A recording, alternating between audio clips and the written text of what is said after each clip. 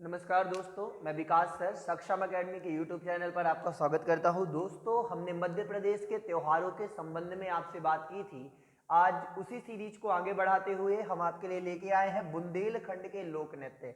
देखिए, जैसा कि हम जानते हैं कि विभिन्न प्रतियोगी परीक्षाओं के अंतर्गत विभिन्न प्रकार के नृत्य पूछे जाते हैं। ऐसे ही अलग अलग क्षेत्रों के, मालवा के, निमाड़ के, बुंदेलखंड के, चंबल के, बघेलखंड के अलग अलग लोक नृत्यों के बारे में हम बात करेंगे। याद रखिएगा, मेरा इस वीडियो को आप तक पहुंचाने का जो मुख्य उद्देश्य है वो ये है कि आपके पास सारगर्भित और सबसे व्यवस्थित कंटेंट मैं पहुंचाऊं, ताकि विभिन्न प्रतियोगी परीक्षाओं में जो प्रश्न आपसे पूछे आप उनका उत्तर देने में पूरी तरह से दक्ष हो सके। तो देखिए दोस्तों, आज हम आपसे बात करते हैं बुंदेलखंड के लोक नृत्य। देखिए, सबसे पहले हम जिस लोक नृत्य की बात करते हैं उसका नाम है राई।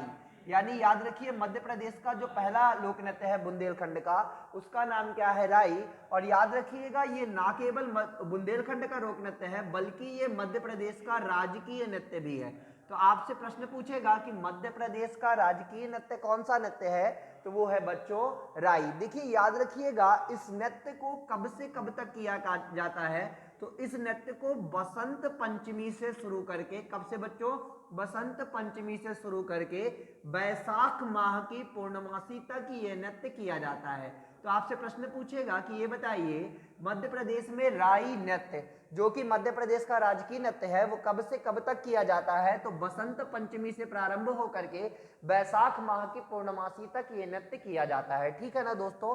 फिर याद रखिएगा, इसमें जो नृत्य करती है वो कौन करती है? वो महिला कर रही होती है। कौन कर रही होती है? महिला कर रही होती है। और जो महिला नृत्य करती है, यानी जो मुख्य किरदार में होती है, उसे हम क्या कहते हैं? उसे हम बेड़नी कहते हैं। क्या कहते हैं दोस्तों? उसे हम बेड़नी कहते हैं। यानी जो महिला नृत्य कर रही होती है उसे हम क्या कहते हैं? बेड़नी। देखिए, अगर नृत्य की बात की जाए तो भारत में जो नृत्य होते हैं वो दो प्रकार के होते हैं। कितने प्रकार के होते हैं दोस्तों? दो प्रकार के।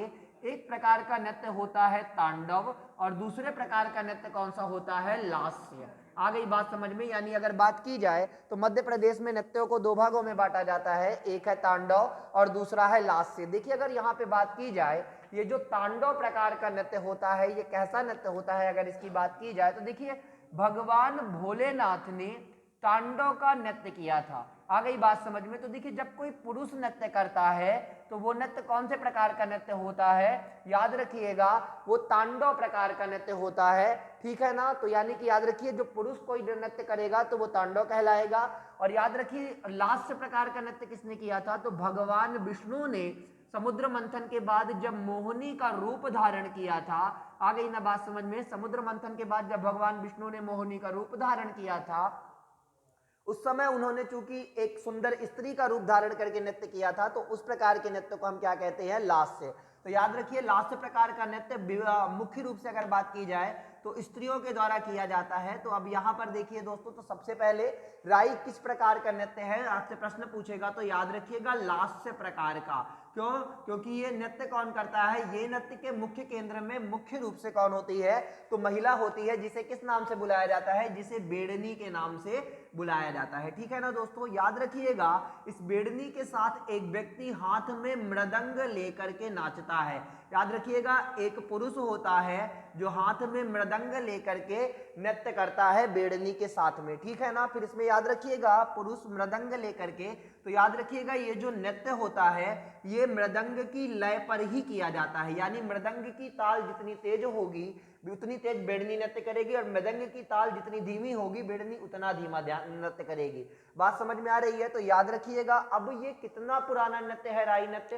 तो अगर बात की जाए तो ये अति प्राचीन नृत्य है। इसका उल्लेख आप बात करेंगे तो इसका उल्लेख महाकवि केशवदास की रामचंद्रिका में मिलता है। किसमें मिलता है? केशवदास की सुप्रसिद्ध पुस्तक रामचंद्रिका में आपके राई नृत्य का उल्लेख मिलता है। और याद रखिएगा, मलिक मोहम्मद जायसी के, आपने नाम सुना होगा, मलिक मोहम्मद जायसी के पद्मावत में भी इसका उल्लेख है। यानी याद रखिएगा, मलिक मोहम्मद जायसी के पद्मावत में भी किस नृत्य का उल्लेख है दोस्तों? तो राई नृत्य का उल्लेख है। बात समझ में आ रही है? तो देखिए, इसका उल्लेख राई नृत्य का केशवदास के रामचंद्रिका में और मलिक मोहम्मद जायसी के पद्मावत में मिलता है। ठीक है ना? और याद रखिएगा, ये नृत्य अलग अलग तरीके से किया जाता है। तो अब थोड़ा सा इससे संबंधित एक कहानी है। वो कहानी कुछ इस प्रकार से है। सन 1872 की बात है।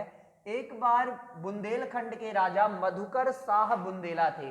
कौन थे? बुंदेलखंड के जो राजा थे वो मधुकर शाह बुंदेला थे। आपको याद रखना है कौन थे बच्चों? मधुकर शाह बुंदेला थे। और वो एक ऐसे ही नृत्य का आनंद ले रहे थे जिसमें बेड़नी नृत्य कर रही थी।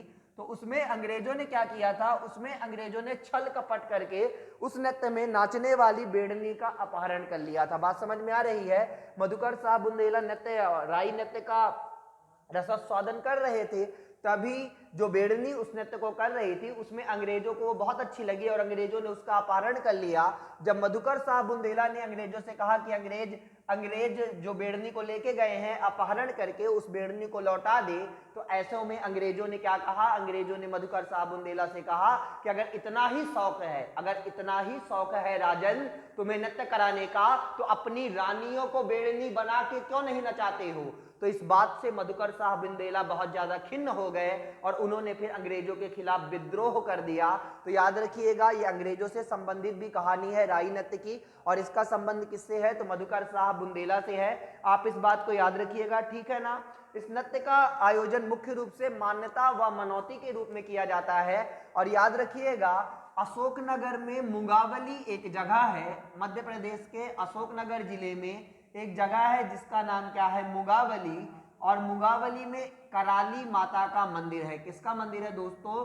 कराली माता का मंदिर है, जहां प्रत्येक वर्ष मेला लगता है। और ये जो आपसे प्रश्न भी पूछा जाएगा कि कराली माता का मेला मध्य प्रदेश में कहाँ लगता है, तो अशोकनगर के मुंगावली में। कहाँ लगता है? अशोकनगर के मुंगावली में। और जब इस मेले का आयोजन किया जाता है अशोकनगर में, तो आपको याद रखना है ये जो कराली माता का मंदिर है वहां पर राई नृत्य धूमधाम से किया जाता है।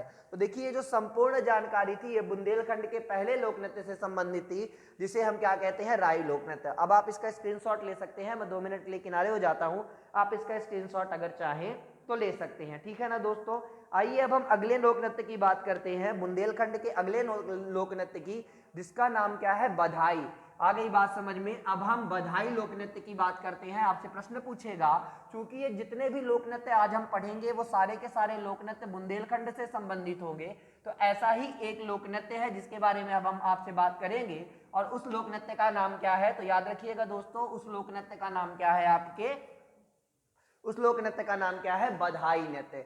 देखिए बुंदेलखंड के अलग अलग हिस्सों में जब कोई शुभ घड़ी आती है, जैसे विवाह होता है, मुंडन होता है, किसी का जन्मदिन होता है, तो भगवान को बधाई यानी भगवान को धन्यवाद दिया जाता है। भगवान को धन्यवाद दिया जाता है किस नृत्य के माध्यम से? बधाई नृत्य के माध्यम से। याद रखिएगा इस नृत्य को पुरुष और स्त्री दोनों करते हैं। बात समझ रहे हैं दोस्तों? इस नृत्य को पुरुष और स्त्री दोनों करते हैं। और ये जो नृत्य है वो किस पर किया जाता है? तो ये नृत्य ढोलक, मंजीरा, आ गई बात समझ में? ढोलक, मंजीरा और झांझ के द्वारा किया जाता है। बात समझ में आ रही है? इसमें कौन कौन से वाद्य यंत्रों का प्रयोग होता है? तो इसमें ढोलक, मंजीरा और झांझ जैसे लोक नृत्यों का प्रयोग होता है, याद रखिएगा। और इसमें ये जो नृत्य किया जाता है, इसमें जो स्त्री या पुरुष नाच रहे होते हैं वो उंगलियों से अलग अलग प्रकार की आकृतियां बनाते हुए नाचते हैं। बात समझ में आ रही है? यानी हाथ की उंगलियों से वो विभिन्न प्रकार की आकृतियां बनाते हुए नाचते हैं। और इन भाव भंगिमाओं को देखने के बाद मन आतुर हो जाता है। और इस लोक नृत्य में एक बहुत फेमस गीत गाया जाता है, बाजय बधैया अवधपुर में। याद रखिएगा किस रूप में गाया जाता है? बाजय बधैया अवधपुर में। ये बधाई नृत्य के दौरान गाया जाने वाला सुप्रसिद्ध नृत्य है। याद रखिएगा बाजय बधैया अवधपुर में। तो बधाई नृत्य का संबंध किससे है? मध्य प्रदेश के बुंदेलखंड से, ठीक है ना दोस्तों? तो याद रखिएगा ये मध्य प्रदेश के बुंदेलखंड से संबंधित एक नृत्य है।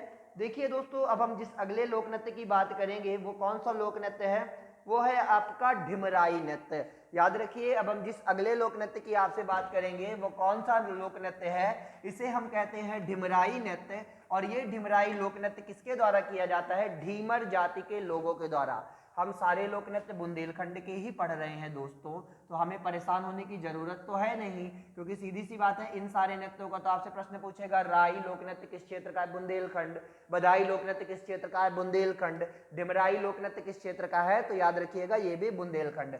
याद रखिएगा ये नृत्य मुख्य रूप से ढीमर जाति के लोगों के द्वारा किया जाता है, और जब इस नृत्य की शुरुआत होती है तो उसमें ऐसे होती है, अरे हो, अरे हाँ, आ गई बात समझ में। यानी जब ये नृत्य शुरू किया जाता है तो इसमें जो गाना गाए जाते हैं वो क्या गाए जाते हैं, अरे ओ, अरे है ना, ऐसे ऐसे करके ये नृत्य गाया जाता है। और इसमें मुख्य रूप से मछुआरे, पानी और मछली का उल्लेख किया जाता है। तो अगर आप बुंदेलखंड की बात करें तो बुंदेलखंड में एक बहुत फेमस गाना है कि अरे कीने में कदऊ जाल फंस गई जर मछली। तो ये जो गाना है दोस्तों, मतलब आप समझ रहे हैं ना, अरे कीने में कदऊ जाल, देखिए मछुआरे का संबंध जाल से है और फंस गई जल मछली, बात समझ में आ रही है। तो ये जो गाना है ये ढिमराई जाति के लिए डेडिकेटेड है और इसका संबंध मध्य प्रदेश के बुंदेलखंड में किए जाने वाले ढिमराई लोक नृत्य से है, जो किनके द्वारा किया जाता है, ढिमराई जाति के लोगों के द्वारा। और इसमें कैसे कैसे शब्दों का प्रयोग किया जाता है, अरे हो,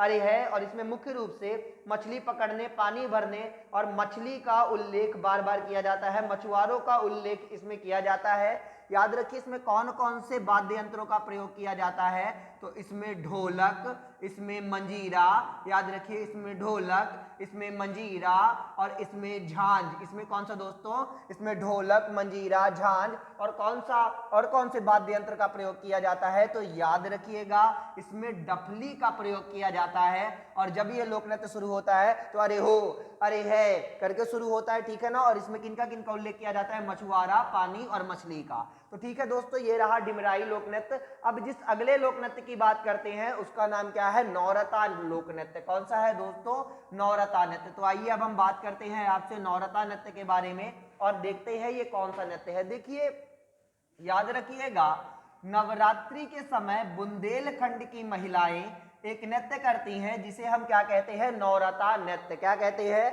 नौरता नृत्य। यह नृत्य नवरात्रि के समय बुंदेलखंड की कुंवारी कन्याओं के द्वारा किया जाता है। किनके द्वारा किया जाता है, नवरात्रि के समय बुंदेलखंड की कुंवारी कन्याओं के साथ जो कुंवारी कन्याओं के द्वारा जो नृत्य किया जाता है उसे हम क्या कहते हैं, उसे हम नौरता नृत्य कहते हैं, ठीक है ना दोस्तों। तो अगर अब इसकी बात की जाए तो यह नृत्य किस लिए होता है, देखिए याद रखिएगा इस नृत्य का संबंध देवी की आराधना से है। किससे है, देवी की आराधना से संबंधित है। और बुंदेलखंड में ऐसी मान्यता है कि अगर कोई कन्या ये नृत्य पूर्ण मनोयोग के साथ करती है, अगर कोई कन्या बुंदेलखंड में ये नृत्य पूर्ण मनोयोग के साथ करती है तो उसे उसका मनचाहा वर मिल जाता है। बात समझ में आ रही है, यानी कि बात समझिए, ये जो नौरता नृत्य होता है जो नवरात्रि के 9 दिनों पर किया जाता है, जो देवी पूजा का प्रतीक है, याद रखिए अगर कोई कन्या पूर्ण मनोयोग के साथ इस नृत्य को करती है तो अपने मन का वर प्राप्त करती है, ठीक है ना। और याद रखिएगा इसमें एक कहानी भी है। दरअसल बात यह है कि एक बार एक कहानी भी है इससे संबंधित कि एक सुवटा नामक राक्षस था। सुवटा नामक जो राक्षस था वो बिन ब्याही कन्याओं को उठा करके ले जाता था। तब भी यहाँ की कन्याओं ने नौरता नृत्य किया था और देवी जी ने बाद में उस सुवटा नामक राक्षस का वध कर दिया था। तब से लेकर के आज तक ये नौरता नृत्य बुंदेलखंड में मनाया जाता है, ठीक है ना दोस्तों। तो आपको याद रखना है ये कौन सा नृत्य है, तो ये है आपका नौरता नृत्य। ऐसा ही एक नृत्य बुंदेलखंड में बहुत प्रसिद्ध है जिसे हम क्या कहते हैं, मोनिया नृत्य।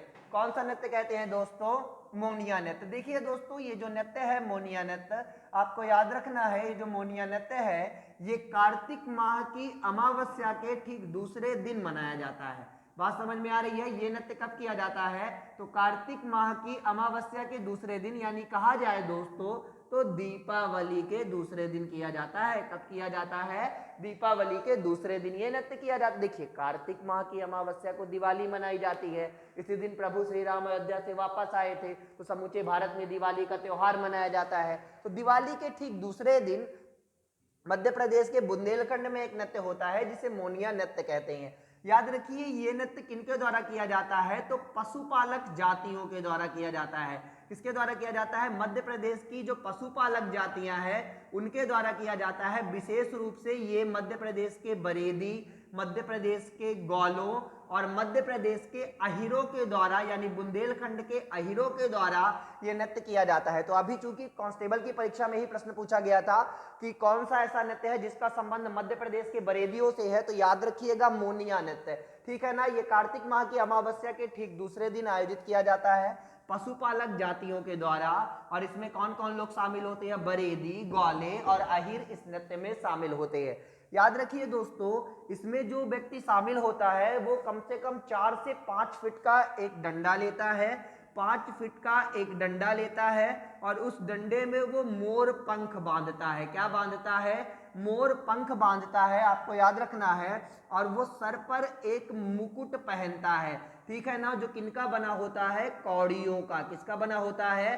कौड़ियों का बना होता है, ठीक है ना। और इस नृत्य को करने में कितने लोगों का समूह होता है? 5 से 50 व्यक्ति इस नृत्य में होते हैं।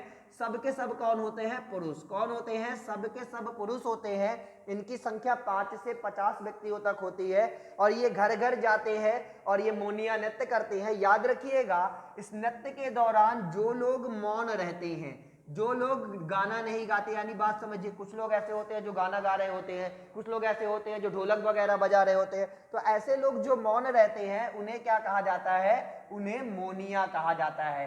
याद रखिएगा, तो ये मोनिया नृत्य कहाँ किया जाता है? तो मध्य प्रदेश के बुंदेलखंड में कार्तिक माह की अमावस्या के ठीक दूसरे दिन ये नृत्य किया जाता है। तो ठीक है ना दोस्तों, अभी तक हमने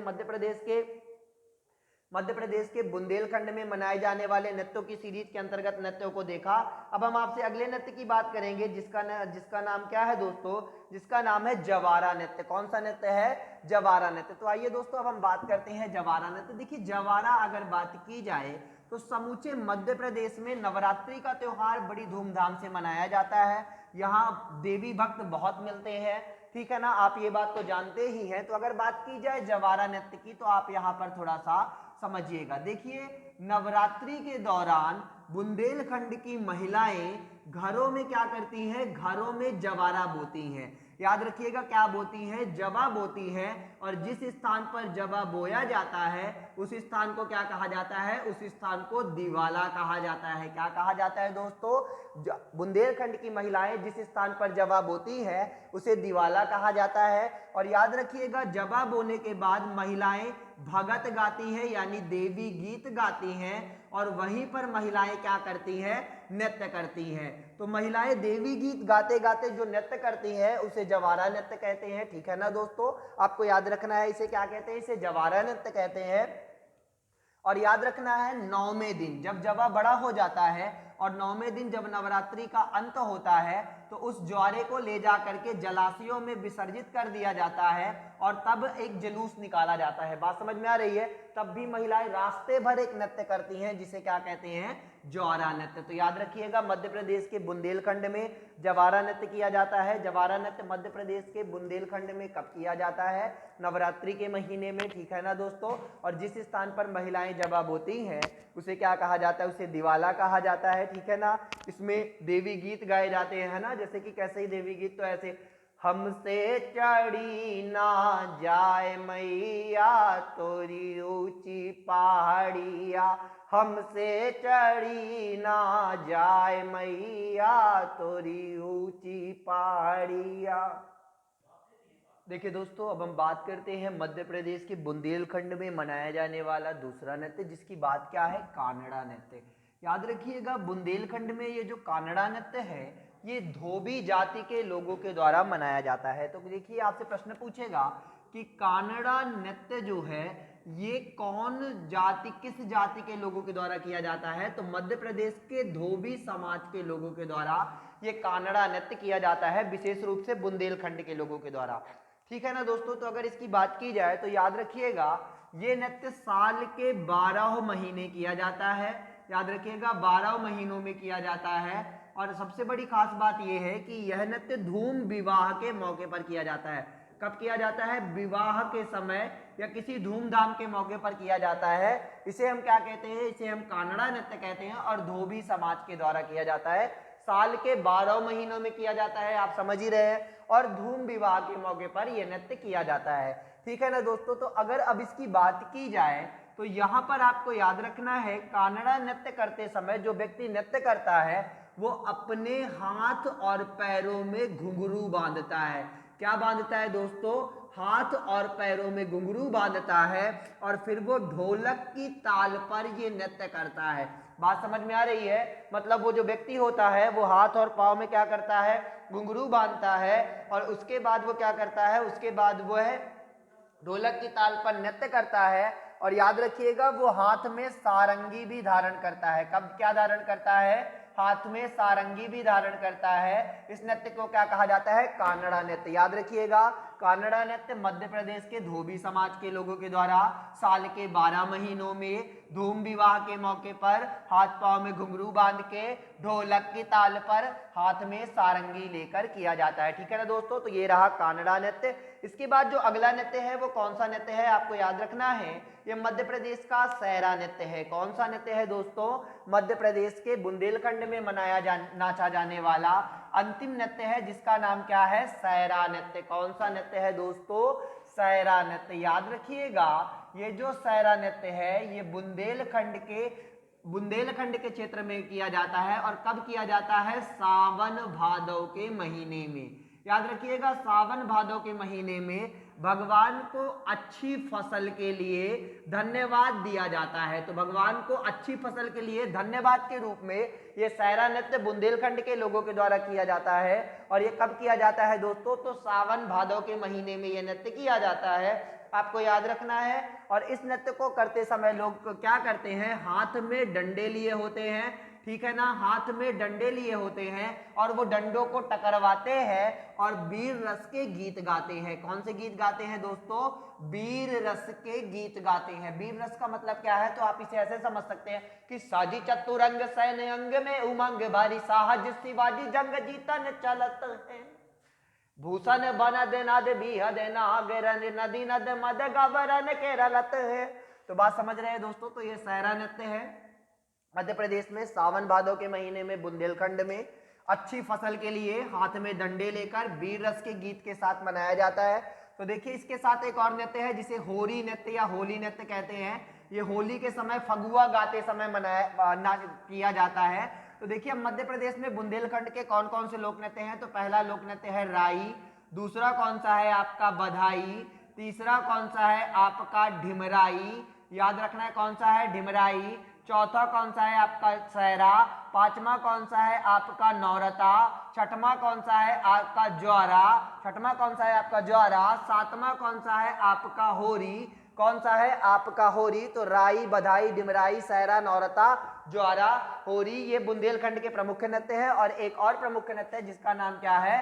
कानड़ा। याद रखना है आपको। ठीक है ना दोस्तों। तो देखिए दोस्तों आपको अगर ये वीडियो पसंद आता है तो इसे प्लीज लाइक करिए, बेल आइकन को प्रेस करिए, चैनल को सब्सक्राइब करिए और रेगुलर जुड़िए हमारे साथ एमपी जीके की लाइव सीरीज पे। याद रखिए दोस्तों रोज हम आपके पास मध्य प्रदेश सामान्य ज्ञान से संबंधित अति महत्वपूर्ण फैक्ट्स को पिक्चराइज वे में, मेमोराइज वे में आसान तरीके से आपके समक्ष लाते हैं। तो आप हमारा इतना ही अच्छा साथ देते हैं तो प्लीज इस चैनल को सब्सक्राइब करिए, इसे ज्यादा से ज्यादा शेयर करिए। धन्यवाद दोस्तों, शुभ रात्रि।